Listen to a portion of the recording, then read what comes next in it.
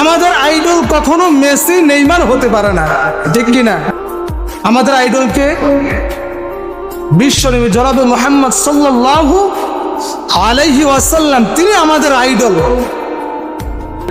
গত বিশ্বকাপে আমরা দেখছি অনেক মুসলমানের বাচ্চা আর্জেন্টিনা ব্রাজিল হারার কারণে আত্মহত্যা করছে।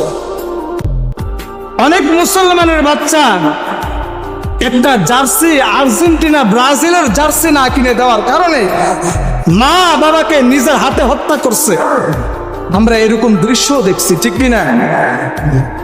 অথচ আমি আপনি দাবি করি মুসলমান, আমার আপনার বাপটা মুসলমান, কিন্তু আমার চলাফেরা ইহুদি খ্রিস্টানদের সাথে হয়ে গেছে। তাদেরকে আমরা যতটুকু পরিমাণ ভালোবাসি তার 1/3 আমাদের পয়গম্বরকে ভালোবাসতে পারি নাই। যদি তার 1/3 যদি আমরা ভালোবাসতে পারতাম, তাহলে আমাদের জীবনটা হয়ে যেত সুন্দর, আমাদের রাস্তা হইতো জান্নাতের।